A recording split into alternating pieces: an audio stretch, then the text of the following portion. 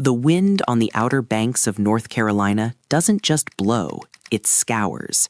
It carries sand that stings exposed skin like ground glass, and in December of 1903, it carried something else, the biting, undeniable scent of failure. December 14th breaks with a gray, suffocating heaviness. Wilbur and Orville Wright stand on the edge of the Atlantic, looking at a machine that resembles a giant fragile box kite more than a vehicle of destiny. They are not famous inventors. They are not titans of industry. They are two bicycle mechanics from Dayton, Ohio, shivering in wool coats that are entirely inadequate for the freezing gale whipping off the ocean. And they are completely, utterly out of time. Winter isn't just approaching, it has already laid siege to the coast.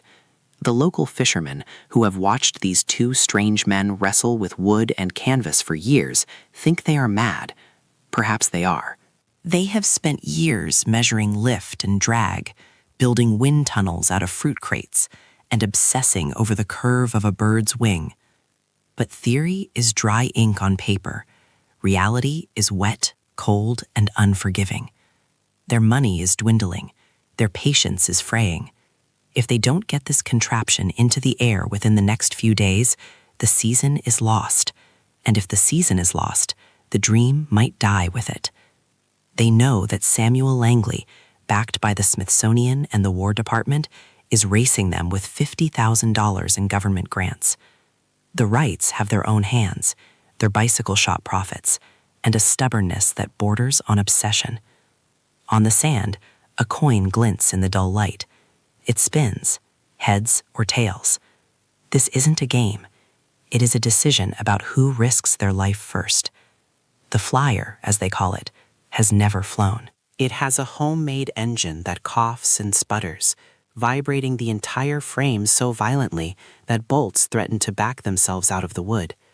The pilot will lay prone on the lower wing, hips in a cradle, face down to the sand, with nothing between him and a broken neck but a few struts of spruce. Wilbur wins the toss. A flicker of relief, perhaps, on Orville's face, quickly replaced by anxiety. Wilbur climbs in.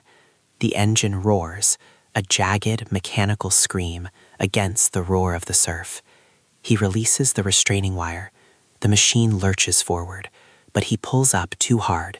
The nose pitches up, stalling the air. Gravity, the oldest enemy, reaches up and swats the flyer back down. It slams into the sand. Silence. The brothers run to the wreck. A broken skid. A twisted support. It is a disaster. It is December 14th, and they have failed. The narrative of history usually skips this part. It jumps to the success. But in this moment, staring at the splintered wood, the Wright brothers feel the crushing weight of 5 years of wasted life. They drag the broken bird back to the shed. They don't speak much. There is nothing to say. The clock is ticking louder than the wind now. They have to rebuild. They have to try again. And they know with a terrifying clarity that the next attempt might be their last chance before winter chases them home in defeat. The coin toss didn't buy them glory. It bought them a warning. The air does not want them there. December 17th, 1903. If the 14th was bleak, the 17th is hostile. The wind has picked up, howling at a steady 27 miles per hour. In modern aviation, these are grounds for grounding commercial jets, let alone a flimsy experimental craft made of muslin and bicycle chains. The puddles around their camp have frozen solid, sheets of ice cracking under their boots as they walk out to the shed. It is bitter, bone-chillingly cold. Any sane engineer, any rational human being, would look at the whitecaps tearing off the ocean waves and pack up. It is suicide weather. But sanity left this camp a long time ago. Orville and Wilbur pace the sand. They argue, voices raised over the gale. They check the anemometer. The wind is too strong. It is dangerous. But waiting is worse. Waiting means giving up. Wilbur looks at the sky, then at his brother. He knows the risk.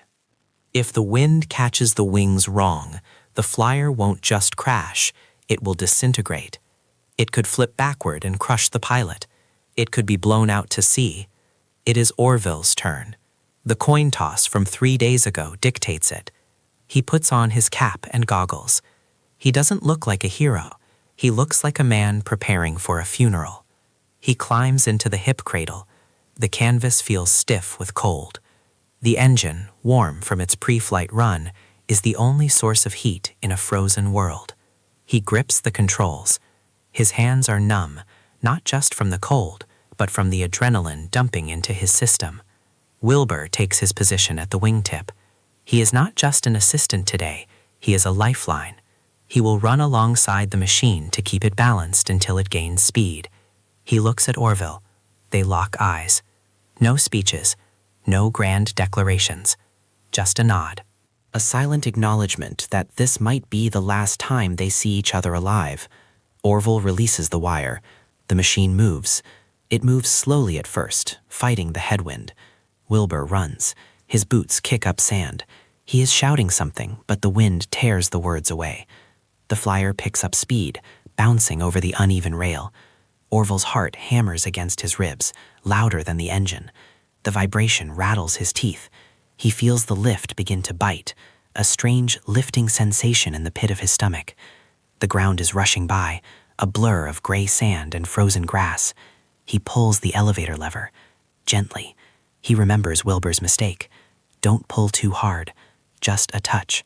The nose rises. Wilbur's hand leaves the wingtip. He stops running. He stands there, a solitary figure in a dark coat, watching the impossible happen. The wooden skids leave the rail. Air, for the first time in the history of the species, supports the weight of a powered, manned machine. It is terrifyingly unstable. It bucks like a wild animal, dipping and diving in the gale. Orville is wrestling it, fighting for every inch of stability. He is not flying. He is surviving. The wind tries to kill him. The gravity tries to pull him down. But for 1 heartbeat, 2 heartbeats, 3, he is not on the earth. He is of the air. 120 feet. That is less than the wingspan of a modern Boeing 747. But on that morning, it is an ocean. It is a universe. For 12 seconds, the laws of physics seem to suspend their judgment. The flyer lurches forward, fighting the gale, dipping ominously toward the sand before correcting. Orville is not thinking about history. He is not thinking about fame. He is thinking about the ground rushing up to meet him and the fragile wooden levers in his hands that are the only difference between flight and a pile of kindling. Then it ends. The machine pitches down. It skids into the sand with a dull thud. It doesn't glide to a graceful stop. It just stops. Orville is shaken, breathless, adrenaline still coursing through his veins like fire. Wilbur is running toward him, stumbling in the sand, his face a mask of disbelief and elation. They check the watch. 12 seconds. Just 12 seconds. It seems like nothing. You can hold your breath longer than that. You can scroll past a video on your phone in less time. But those 12 seconds broke the seal. They make 3 more flights that day, each one a little longer, a little more confident. Wilbur manages to stay aloft for 59 seconds on the final attempt.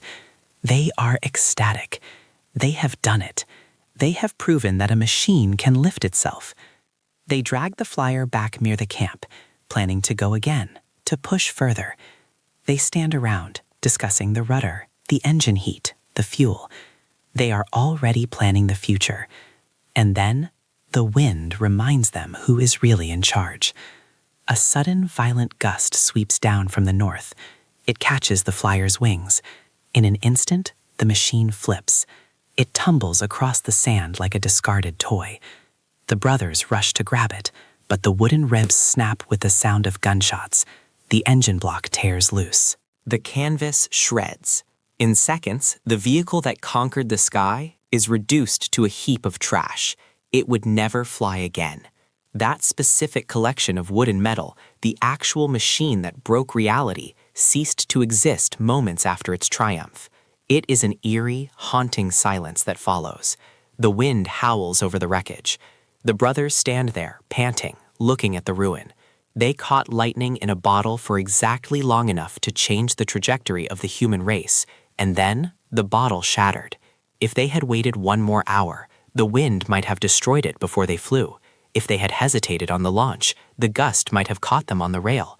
But they didn't wait. They stole those 12 seconds from eternity.